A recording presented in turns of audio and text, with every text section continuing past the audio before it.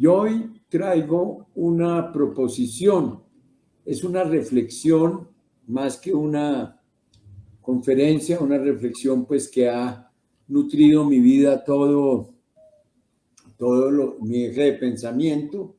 Yo he trabajado en mis ejes de pensamiento, son el humanismo, el ser humano, los conflictos que obviamente son inherentes a este ser humano y la construcción de identidades que lo trabajo desde una teoría anacrónica que es el mestizo espiritual, que es un mestizo que puede ser étnicamente puro, pero que es mestizo en el caso nuestro porque es de por acá, porque está acá, así sea afrodescendiente, sea aborigen, lo que sea.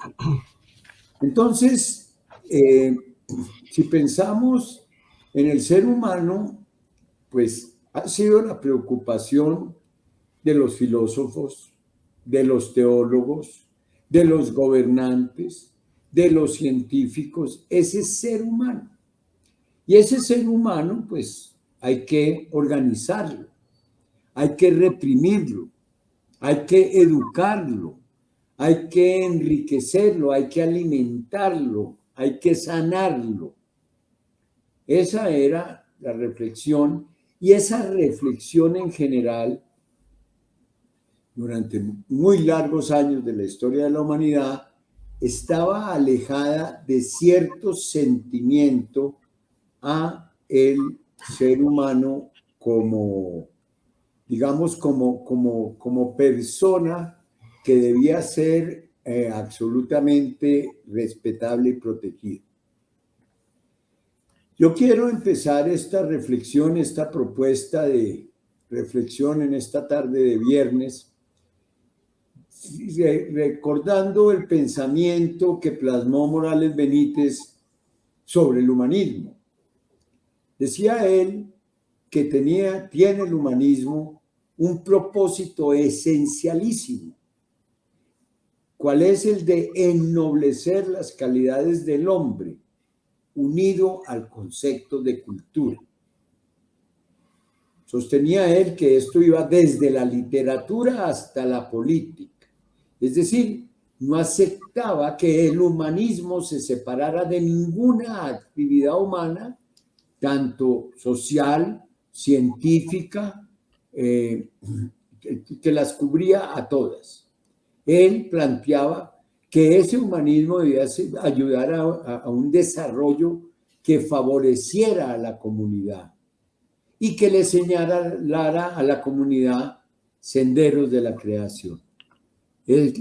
Esto es pensamiento de un exalumno de la Universidad del Cauca, Morales Benítez. Entonces, esa reflexión de Morales Benítez nos lleva a situar, porque tenemos que hacer algún tipo de corte transversal para esta conferencia, en lo que se ha denominado el humanismo clásico.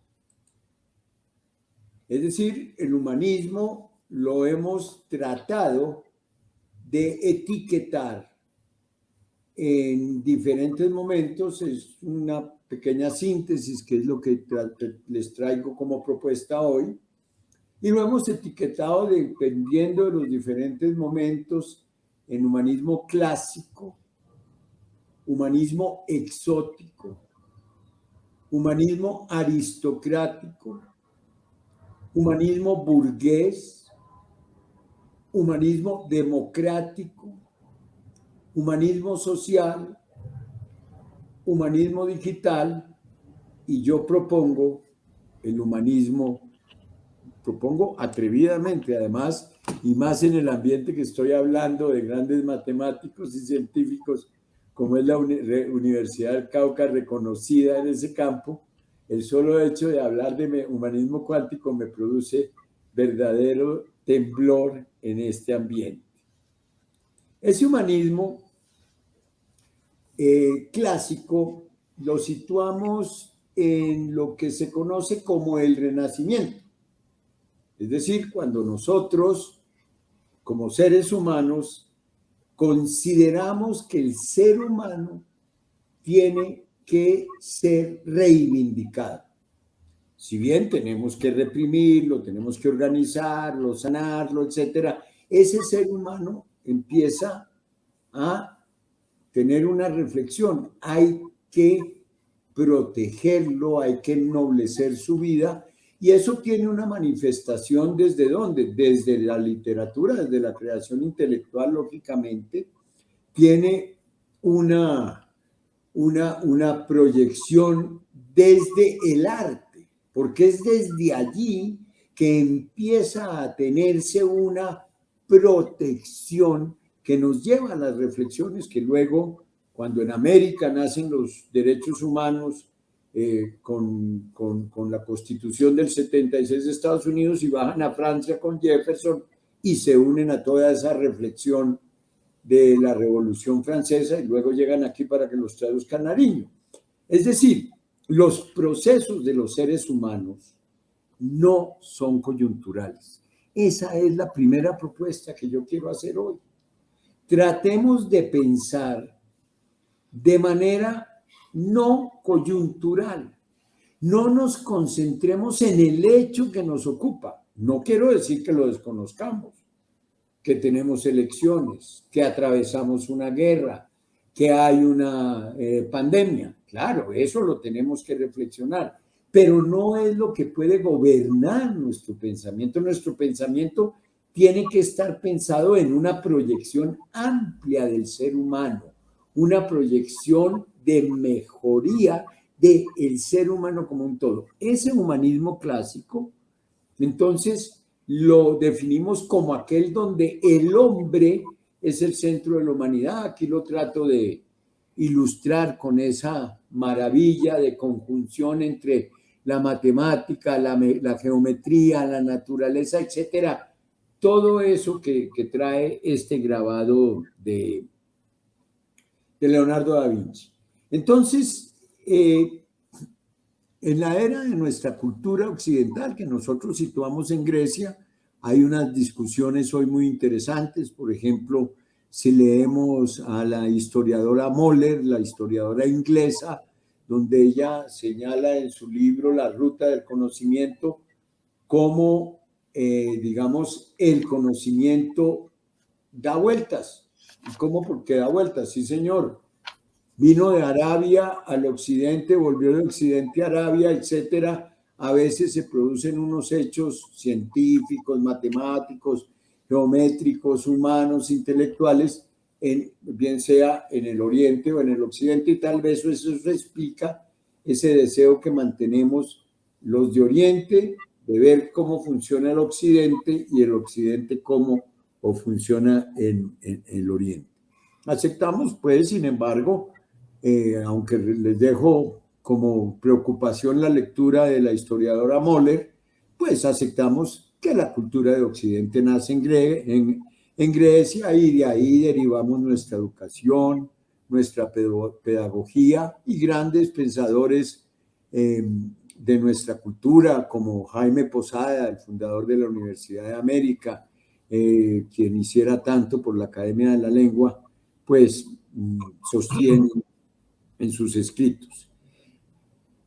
Nosotros creemos que el humanismo clásico reúne una serie de paradigmas. Uno de ellos es, pues ya lo mencioné, el descubrimiento del valor humano, del hombre en sí, de la personalidad del hombre, oigan esto, independiente de toda autoridad religiosa o política.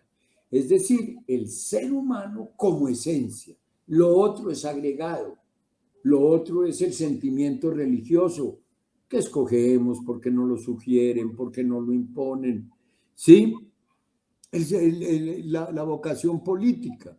También hay unas influencias, a veces familiares, a veces regionales, pero la verdad es que uno en esos aspectos, de manera muy íntima, pues uno se siente bien en una determinada religión, en una determinada ideología, en una determinada organización. Es decir, el humanismo clásico propone, y me extiendo porque de aquí se van a derivar los otros que vamos a examinar, propone que la razón, hoy hay una discusión, decimos estamos saliendo de la edad de la razón nos generó una serie de camisas de fuerza, etcétera, ¿no? Y estamos saliendo del tema de la razón como fin último a lo que hoy conocemos como inteligencia crítica y que en los temas de educación llamamos pensamiento crítico. Y esa razón y esa inteligencia crítica y ese pensamiento crítico en el humanismo lo queremos liberado de todos los dogmas y de todas las consideraciones externas, es decir, llegar a tener dentro de nosotros una concepción de qué es el ser humano, de la grandeza de ese ser humano. Es decir, ese ser humano pues obviamente hace parte de un orden que es difícil de entender, que es difícil de compendiar, que es el orden del cosmos, ¿sí? La maravilla de la naturaleza, todo lo que como espectadores nosotros presenciamos cada día. Solo ver cómo se forma una tormenta, por ejemplo, yo vivo en Bogotá y tengo los cerros al fondo, es la vista que me acompaña y entonces yo veo cómo se forman las nubes, de pronto cómo se las lleva el viento, cómo sale el sol y por la noche el espectáculo sublime del universo que antes pensábamos que era silencioso, que era inmutable, hoy sabemos que está en un movimiento, etc. Ese humanismo también nos va a llevar, pues, a lo que ya habíamos manifestado, cómo esa vida ciudadana, no lo hemos logrado, luchamos todos los días por la seguridad, por la organización del Estado, por la concepción del Estado, por mantener, crear la libertad individual, la libertad política, todo lo queremos hacer dentro de la ley, pero la ley tenemos que concebirla, imponerla, aprobarla en el marco de un consenso, ojalá, porque de otra manera la única forma de que se cumpla es a través de la represión que sabemos que no lleva a buenas cosas. ¿Y qué nos ayuda a todas estas maravillas y dificultades a pasar la vida? Pues dos cosas, la novela y la poesía. La novela que nos trata de explicar hechos y nos los explica desde la reflexión, desde la reflexión de la imaginación. Hoy tenemos la fortuna de leer unas novelas maravillosas, novelas históricas, novelas científicas, etcétera, así como tenemos acceso a una gran cantidad de información que nos la ponen de manera que la podamos digerir dependiendo del nivel que tengamos de comprensión y de formación. Entonces, todo eso pues nos lleva a generar una serie de necesidades como es la de la educación, porque la educación es la que nos ayuda a situarnos en ese mundo. Aquí nosotros vivimos en Azecauca, que para mí ha sido una experiencia maravillosa. Nosotros vivimos en la reflexión de la concepción de la educación como debería ser. El otro humanismo que queremos resaltar es el denominado humanismo exótico. Ese humanismo exótico tiene su origen en la aparición de el Nuevo Mundo. El Nuevo Mundo existía, pues es decir, tenemos referencias desde tiempos muy antiguos a que claramente se conocía, primero que la Tierra era redonda, eso, pues digamos, no era que nadie lo discutía, sino que por razones de las religiones del libro que traían unas afirmaciones que no se podían contradecir, pues entonces la Tierra siguió siendo plana hasta el siglo XVI. Hubo gente que sufrió incomodidades muy grandes. Galileo, por ejemplo, por el solo hecho de observar las estrellas y hacer planteamientos, pues ahora lo acaban de perdonar, pero ya fue tarde, tuvo pues que afrontar la muerte, etcétera. Copérnico fue un poquitico más prudente y se devolvió. Entonces, ese humanismo exótico aparece cuando América finalmente se incorpora en el siglo XV hasta ese momento incuestionable concepción europea del mundo. Esa concepción europea del mundo, recordemos que no estaba bien referirse a Indoamérica, referirse a ese continente recién descubierto, aunque pues yo sostengo que se conocía, incluso pues ahí pues los vikingos estuvieron mucho antes, los chinos estuvieron, pues de hecho alguien lo pobló, las migraciones, etcétera, pero le sumamos, en el siglo XV no se usaba, ahora vamos a tener los 500 años de Vasconcelos, no se usaba hablar bien de América, ese paraíso que decían que habían descubierto, ese sitio maravilloso, era un continente que tenía sobre Europa, con todo el respeto y todo lo que hemos recibido de Europa y las relaciones que mantenemos con ellos, pues aquí nosotros teníamos, por ejemplo, un respeto por el medio ambiente, nosotros teníamos digamos, la mujer no estaba excluida, estaba integrada, incluso la sucesión era por la línea materna y no la paterna, que siempre genera dudas. Teníamos, pues, los españoles, por lo menos, que eran tan minuciosos en describir nuestros defectos, etcétera, pues no teníamos pues pestes, la peste del siglo XV, la peste negra, etcétera. Aquí no la teníamos, nuestra higiene incluso era mejor, la misma forma de construir nuestras aglomeraciones que hoy llamaríamos urbanas, etcétera, no se podían destacar. Entonces, el humanismo exótico, por lo menos si lo vemos resumiendo, por ejemplo, a Levi Strauss, el gran antropólogo del London School of Economics, que pues el London School era famoso, era por la antropología en una época, luego cambió. Entonces, ese humanismo exótico era el reconocimiento de que sí había un humanismo, de que sí había un pensamiento, de que sí había una relación con el cosmos, de que sí había una concepción económica, de que había un orden jurídico, de que había una concepción de la familia, ya lo dije, un respeto por la mujer, etcétera, ¿sí? Y ese pensador del viejo continente, Levi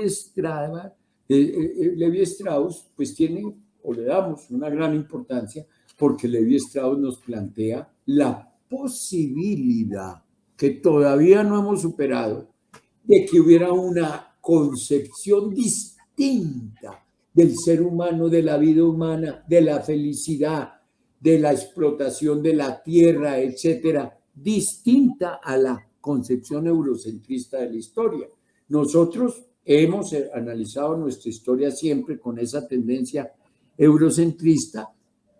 Hay algunos autores, Arciniegas, cuando escribe América era otra cosa, Morales Benítez, con su libro maravilloso, Propuestas para examinar la historia con criterios indoamericanos, publicado por el Tercer Mundo en 1988. Allí Morales Benítez, hago referencia a Morales Benítez, pues porque estamos en la Asociación de Exalumnos y pues era un exalumno destacado y amante, ya lo he dicho varias veces, de la universidad. Él propone una tesis sobre el mestizaje que hemos seguido desarrollando.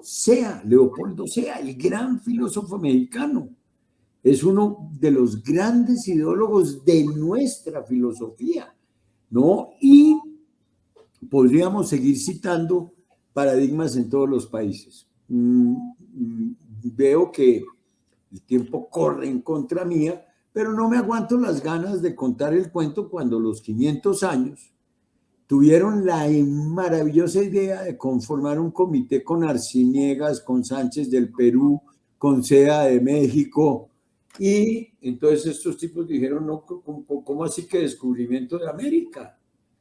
Y ellos plantearon la tesis de que se hablara del encubrimiento, porque no habían descubierto nuestra cultura, ni nuestra riqueza intelectual, ni nada, y eso pues generó toda una controversia que se zanjó, y hoy ya no hablamos del descubrimiento, hablamos del encuentro entre dos mundos.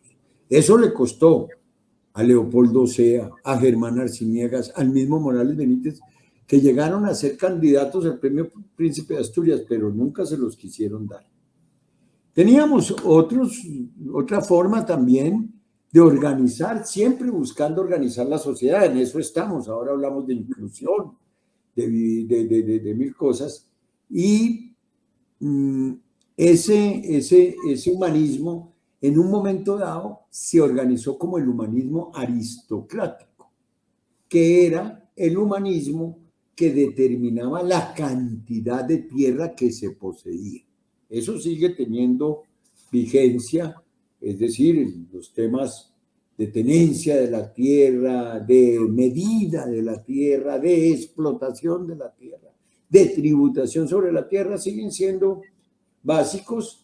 En este momento, ese humanismo aristocrático de la tierra, pues debíamos pensarlo, no debíamos vender nuestra tierra a potencias extranjeras. Si quieren darles concesiones, yo estoy de acuerdo, pero no vender nuestra tierra a todos aquellos que están llegando a comprarla de otras potencias, la China, etcétera.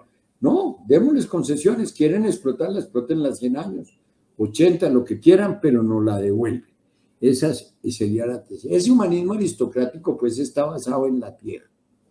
Luego vamos a encontrar una revolución que nace del comercio, que es lo que llamamos el humanismo burgués. El comercio siempre ha generado una riqueza y esa riqueza genera una influencia. Para resumir, pues la burguesía, pues la ruta de la seda, las grandes fortunas. Ustedes ven que, por ejemplo, uno llega a Francia, a Lyon, que era por donde entraba la seda, ¿no es verdad? Y encuentra uno de esos palacios, esa avenida de palacios, que eran palacios emulando con los grandes palacios de París. Incluso los ricos que se situaron en la isla de San Luis, en París, entonces el Estado siempre está en déficit, el Estado buscaba cobrarles y les cobraba, pues ahora pues en la DIAN tienen el Muisca y saben a uno quién le pagó, quién no le pagó, pero en esa época no, entonces cobraban por el número de ventanas. Si uno va a la isla de San Luis hoy, encuentra esas grandes mansiones con las ventanas tapiadas, porque para que les cobraran menos, las tapiaban. Entonces, allí hay una transformación a través del dinero, eso siempre ha sido así, y Luis XI le concede cargos a los burgueses. Los aristócratas, es decir, los descendientes de los propietarios de la tierra, no querían irse a trabajar como empleados, pues como clerks, que llaman los ingleses, en la administración. En cambio, los burgueses no solo mandaban a sus hijos, sino que pagaban inmensas sumas de dinero para que los recibieran. ¿Eso qué genera? Lo que siempre, eso se repite porque la historia es cíclica. Entonces hay una clase, las revoluciones no las hace el pueblo, las hace la clase media. Una gente que ha tenido un nivel de educación, de reflexión, etcétera, y toda esa revolución burguesa va a llevarnos claramente a la revolución del siglo XVIII, de donde nace el Estado moderno, que hoy algunos dicen que está desaparecido. Luego proponemos el humanismo democrático, que es aquel humanismo, ya mencioné, hay un proceso de educación, hay un proceso de reflexión, hay un proceso de integración, porque ya no es solo el aristócrata, no es solo el noble, no es el conde, que es una medida de tierra, ni el duque, etcétera, sino que la gente se va integrando, pero ya no solo por el dinero, sino que ese ciudadano empieza a participar en la vida comunitaria de acuerdo a su educación. Llamémoslo, por ejemplo, busquemos pues, ejemplos, Molière, que fue durísimo con la monarquía, o Rousseau, o Diderot, etcétera, etcétera. Luego vamos a encontrar el humanismo social, ¿sí? El humanismo social es aquel que se puede entender como una concepción donde el hombre contemporáneo cuida de preservar unos valores esenciales y pretende, y eso lo llevará a la vida política, y eso llevará a confrontaciones, etcétera, y pretende preservar y fortalecer, ya lo dije, esos valores esenciales, e intentar, ojo, corregir cuanto lo atormenta, aprisiona y desfigura. Trata de enaltecer la dignidad de su existencia. Y la trata de enaltecer, ¿cómo? Pues tiene que existir un Estado moderno que le preserve sus derechos individuales, que le ayude con la salud, con la educación, etc. Muy bien, aquí ya para empezar a rematar mi propuesta, viene el humanismo digital. El humanismo social se viste de digital, integrando pues lo que llaman la cuarta revolución industrial, ya hablan de la quinta, y pues sobre eso algunos pensamos que se ha ido aceptando muy ligeramente ese tema del humanismo digital. Él tiene un íntimo, ese humanismo digital tiene un íntimo, un indisoluble matrimonio con la tecnología.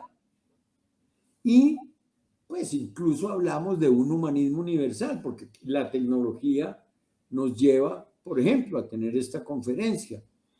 Después nos dirán que nos escucharon en Canadá, que nos escucharon en Europa. Sé que tengo amigos que en este momento están en Palestina trasnochando para escuchar esto, etcétera.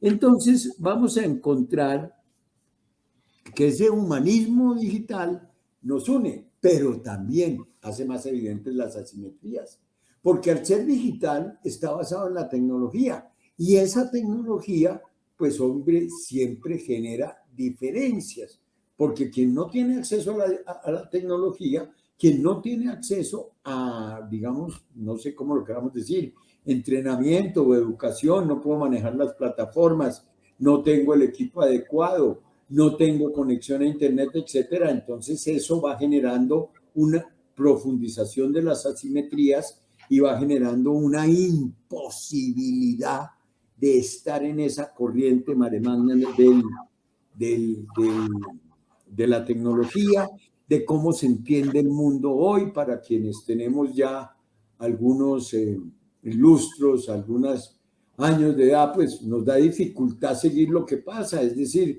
en qué tenemos que estar. Hoy estamos hablando a través de YouTube y Facebook, pero estamos conectados a través de un StreamYard, pero tenemos obviamente unos videos, pero estamos presentando unas diapositivas que nos sugieren, aquí estamos viendo, por ejemplo, lo que ya será el futuro, los lentes que nos llevan a esa realidad, donde ya esta conferencia la voy a estar dictando yo, pero representado por un avatar, eso ya es un hecho, eso ya aquí en Bogotá, en Colsubsidio, usted va a una sala donde eso ya pasa y vale 3.000 o 4.000 pesos la hora para que usted, quienes tengan la misma sala y los mismos lentes, puedan incluso interactuar en un tablero.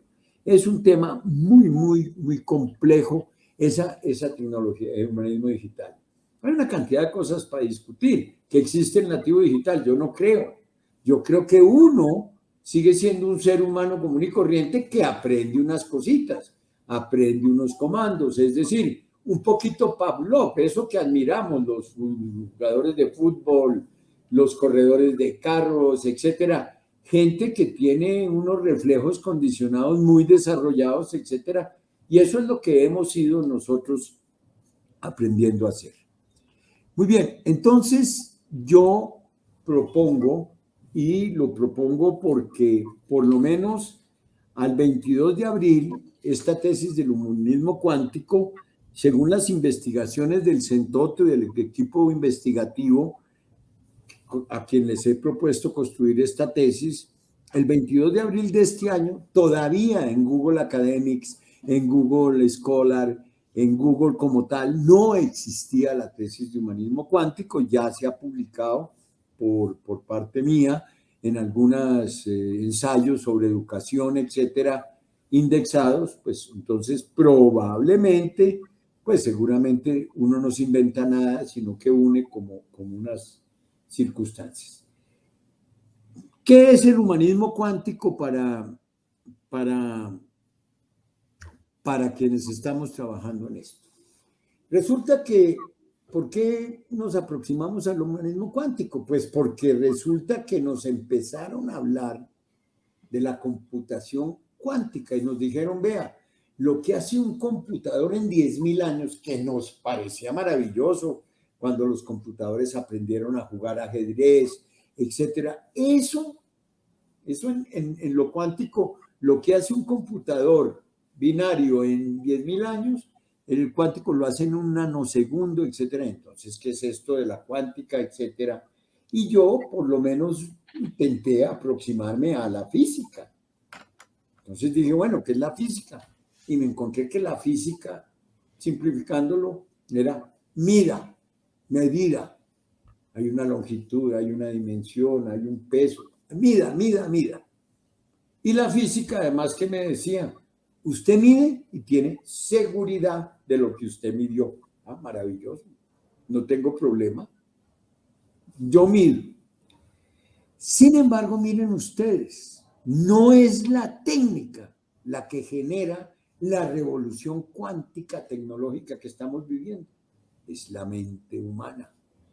Todo lo que se está desarrollando desde el punto de vista de programación, de generación técnica de hardware, de desarrollo de mentes desde esos laboratorios donde llegan las mentes más preclaras que han tenido el privilegio y la voluntad y la disciplina de prepararse para ser escogidos en esas posibilidades de investigación, donde además están teniendo muchos éxitos nuestros científicos colombianos.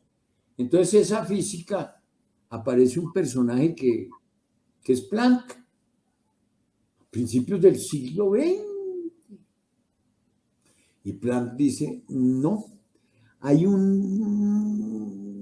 hay una posibilidad de que la física no sea medida. Hay una posibilidad de que se puedan tener en cuenta probabilidades. Y si alma la de Dios es Cristo. Ahí estaba Einstein, que era complicadito, una mente preclara sin duda, y Einstein empieza a cuestionar la física cuántica, etcétera, pero él no lo logra, porque Einstein termina discutiendo con él mismo. Acuérdense una cosa, Einstein no se gana el premio Nobel por el tema de la teoría de la relatividad, se lo gana es por sus tesis relativas a la física cuántica. Entonces, quiero señalar que es la mente humana, por eso es que propongo esto. La mente humana es la que crea eso. Turing tampoco tenía, pues Turing, que es el que descifra los códigos nazis, etcétera, él no tenía grandes computadoras. Es la mente humana, en últimas, la que termina traduciendo ya unas cosas que nos generan algo de temor. El lambda, pues el LMDA, que estamos discutiendo si ya desarrolló sentimientos o no. Yo no creo que eso sea así. Entonces aparecen unos personajes. Por ejemplo, en ese diálogo maravilloso, Einstein y Borg se sientan a discutir. Y entonces Borg dice, no, hay que liberarse de la causalidad estricta. Hay que abandonar esa causalidad estricta. ¿Sí? Hay que despreocuparse del principio de continuidad. ¿Pero qué es esto? Y eran diálogos inmensos y eternos con Einstein.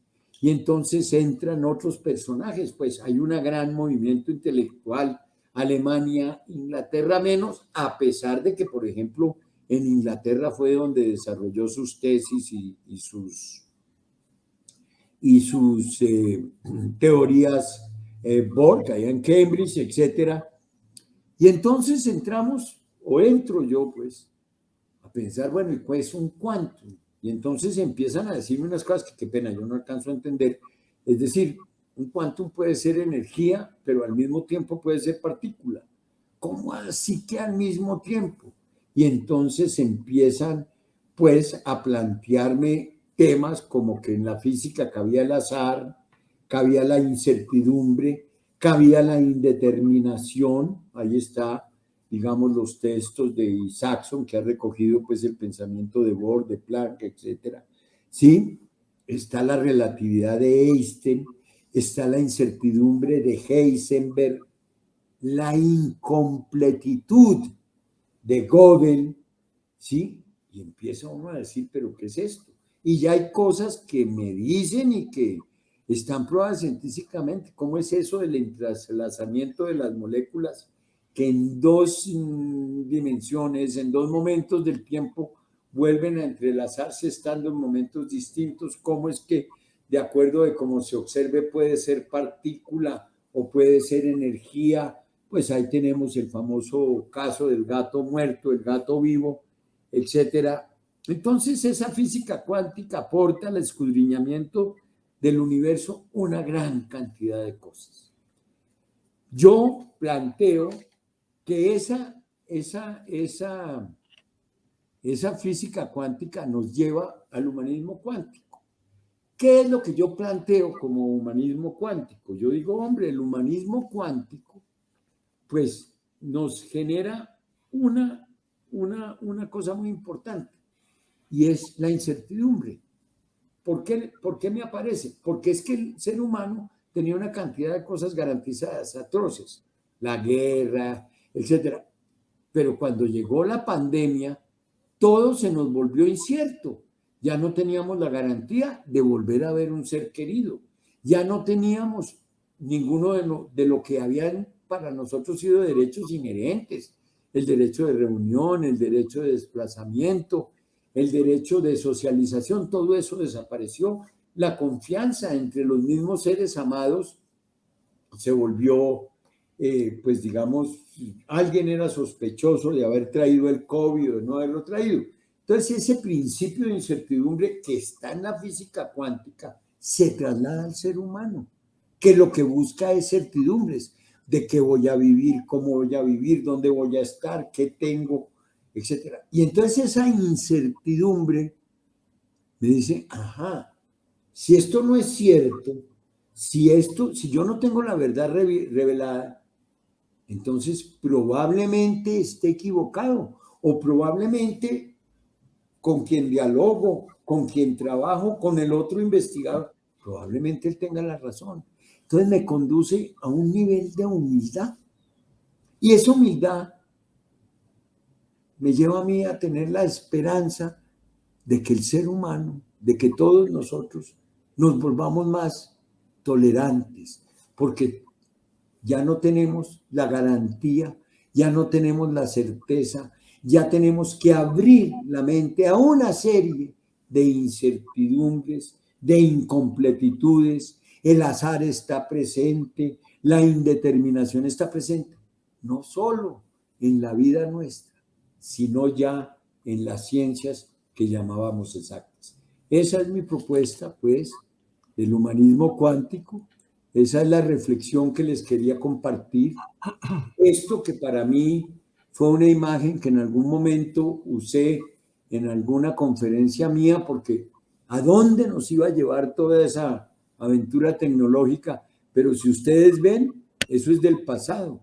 O como le dicen a uno los muchachos para decirle viejo, eso es muy siglo XX, profesor. Aquí es 1010. Eso ya no es así. Eso ya no es exacto. Ya la cuántica permite que entre el 1 y el 0 haya, no sé si partículas o energía. Esta era la reflexión que quería compartirles. Muchas gracias a ustedes por escuchármela y se las dejo para que la continuemos construyendo. Muchas gracias a Secauca, muchas gracias a Popayán La Culta y muchas gracias a quienes han tenido la paciencia de escuchar estas digresiones.